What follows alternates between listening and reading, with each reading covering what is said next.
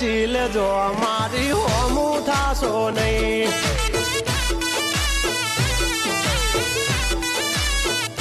થાય તે કરી લેવાની છૂટ ખોટી પાઇપો દેવી નહીં